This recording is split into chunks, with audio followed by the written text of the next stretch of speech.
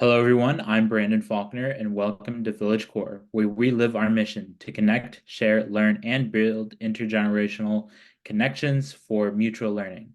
This is a place where entrepreneurs and youth tech minds join forces with senior wisdom and skills to bring you presentations like this. Today, I'll be talking about the best places to retire and as well things that you should look out for and also places that may be of interest to you or may be of interest to somebody in your inner circle. So these countries are based off of things like how many Americans are moving there. These are things based off of things like currency. These are also based off of, what people have said in the past about moving to these places. So here we have a few places like Switzerland, Portugal, Australia, New Zealand, Spain, Canada, Sweden, Italy, Greece, and Denmark. There are more places that are comfortable for retirement, but the ones that I'm going to focus on today are actually a separate list, which is the best places to retire in 2024, the annual Global Retirement Index. So what this index looks at is essentially once again, how many Americans live there. It looks at the place, the culture, the people, all that good stuff. Because you don't want to move to a place where you're not necessarily going to be welcomed. You don't want to move to a place where there'll be issues trying to get around, other things like that. Especially if you don't know the language very well.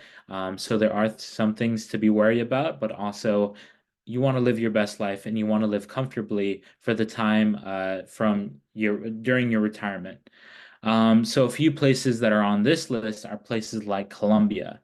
The thing about Colombia right now is there are some political stuff that is going on that is kind of taking away from being able to retire there and causing some issues because in the past Colombia has some issues with drug problems, as well with corrupt government and other things like that. But as of right now, it should be relatively safe in order to retire there. There are also places like France. France is a good place to retire due to the amount of Americans that are there. And then there's also things like the cuisine, the culture, other things like that.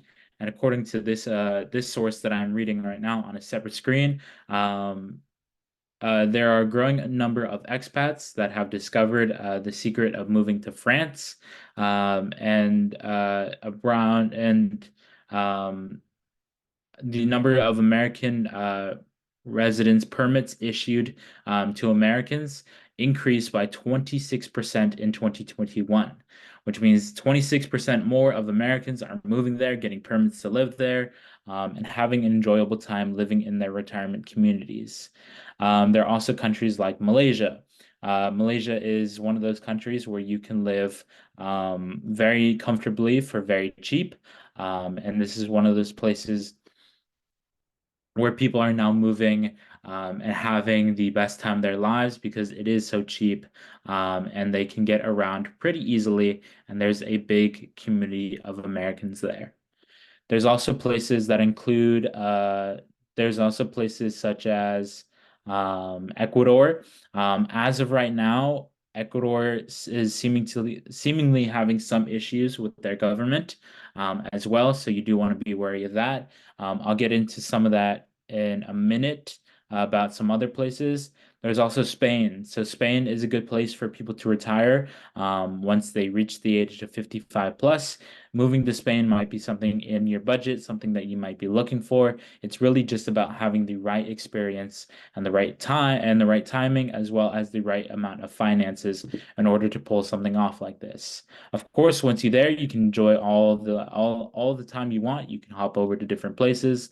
Like if you were to move to Spain, you could go and visit France. You could go and visit Portugal. You'd be able to go and visit Morocco, places like that. You can jump across. You can take planes. You can take trains.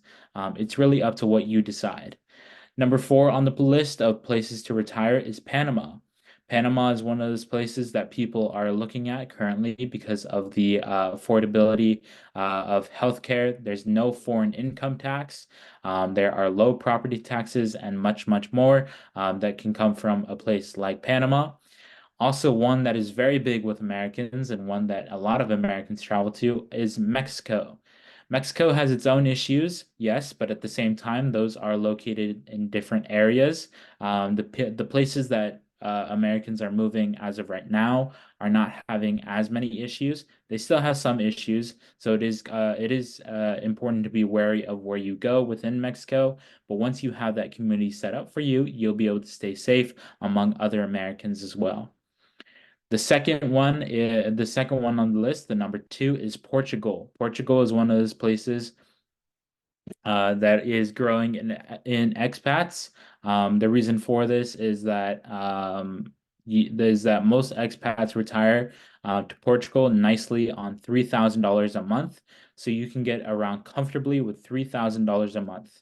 That is that's basically like renting a place here in California that is very small, and you can get a nice place. You can get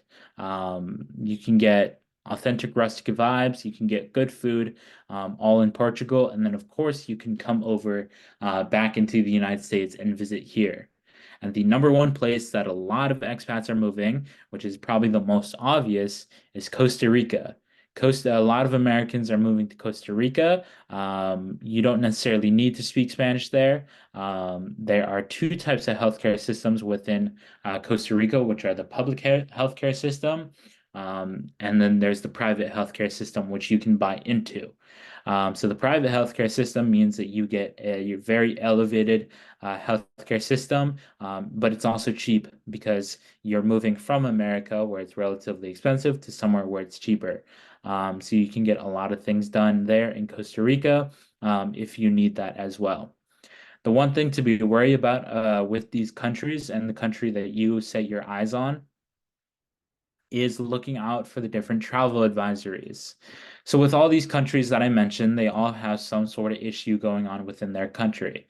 Countries like Mexico, countries like Panama, countries like Ecuador are just some of the few that are having some issues right now with their governments, with gangs, with violence, other things like that. Of course, all the other countries have this as well, but it's relatively low on the scale. So if you're trying to look at a certain destination of where you're going, it's always important to take a look at the travel.state.gov in order to be informed about the different travel advisories in effect that are around the world that the United States government issues. So if I were to look up Ecuador, my destination would be Ecuador. And since I personally have traveled to Ecuador, I know what's going on in Ecuador. And we can see that Ecuador has a level 2 exercise increased caution. So within Ecuador right now, there are a few things going on. There might be some civil unrest, crimes, kidnapping. Some areas have increased risks, and also some other things that are going on.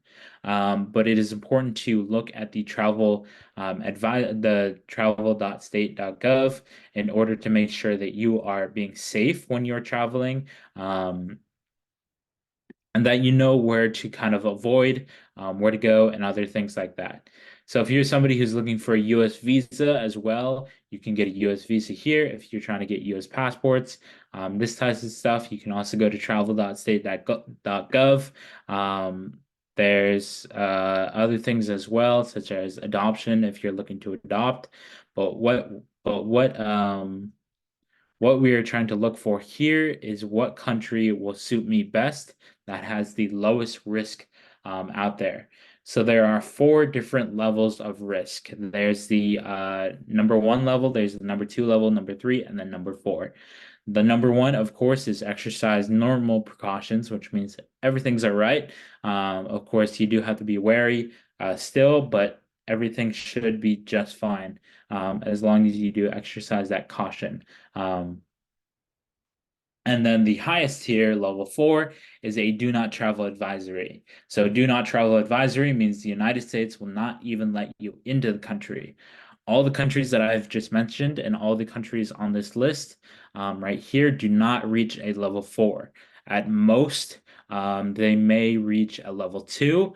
Um, as of right now, some parts of Mexico may reach a level 3, but it really wouldn't break anything above a level 3, and most people don't retire in places that are currently at a level 3 on the chart that they currently have. So with moving to these different types of countries, the important thing to note is, of course, things like healthcare, things like currency, things like the language that is spoken within the region, and so much more. Because you do want to have the most comfortable time there. You want to be able to get around. You want to be able to talk to people, order food, other things like that. So always be sure to actually take a deeper dive into the country that you are thinking about moving to, such as, let's say I wanted to move to Switzerland. I'll be able to see Switzerland here. We can see their capital is Bern. Their region is Europe. They have their GDP is $808 billion. Population is roughly around 9 million people. And they have roughly 41,000 square kilometers of land that they possess. We can also see that there are different rankings as well. So this would be something like adventure. So if you're looking to do something adventurous when you retire, you can look at the adventure score, agility score, the cultural influence, entrepreneurship, heritage, open for business, power, quality of life, and social purpose. A lot of things like that you may want to consider when moving. And then also, of course, considering the terrain that you'll be living in, and then other things like that when you are looking to retire. The nice thing about retiring overseas is you don't have to deal with the insane amount of taxes that are in the United States. And then, as well, if you're somebody who's looking to kind of stick to the United States but have a base overseas, you can totally do that as well. It's up to you. You can have a home here and you can have a home in a foreign country, which a lot of American, well, not a lot of Americans, but which some Americans do, is they have a home here that they come back and visit during the winter time, and then they go and visit another foreign country during the summertime, which they live there for a few months, then they come back, and then they just repeat the cycle. That's what my grandparents did.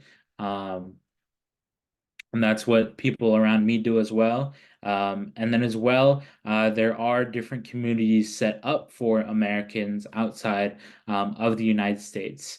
So there are places in Mexico, or not Mexico, there are places in Ecuador, if you're looking to move to Ecuador called Gringolandia.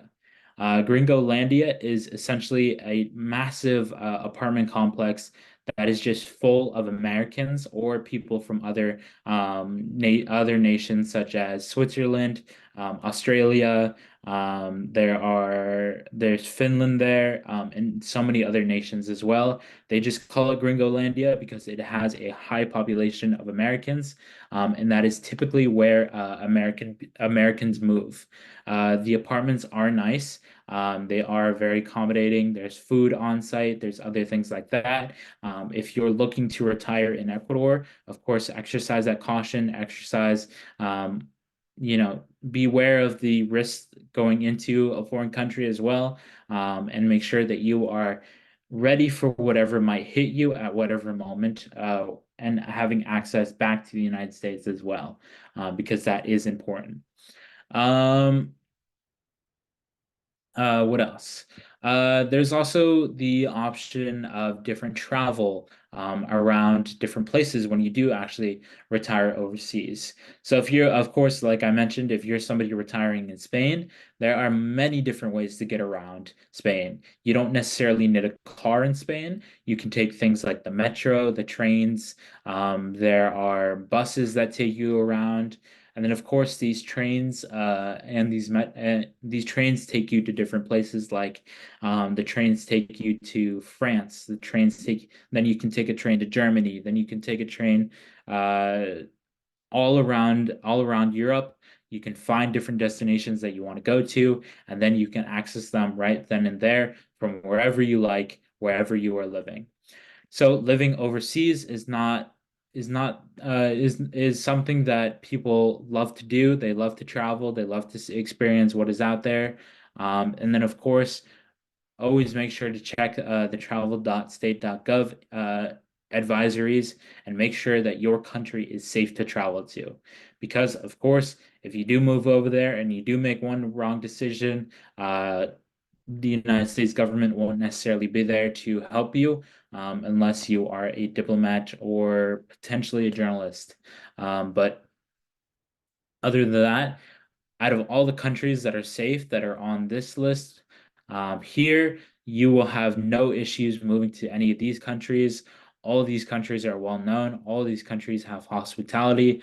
All of these countries are countries that people deem as sort of safe and that they have experience in, or that they have an easy time getting around in. So other than that, I have nothing really else to add. So we want to thank you all for connecting, sharing, and learning. You'll be able to find a recording of this session on our website at villagecore.org or which is under the events page. So please remember to subscribe to our YouTube channel, which is Village Core, for all past and future events. So once again, thank you very much for watching.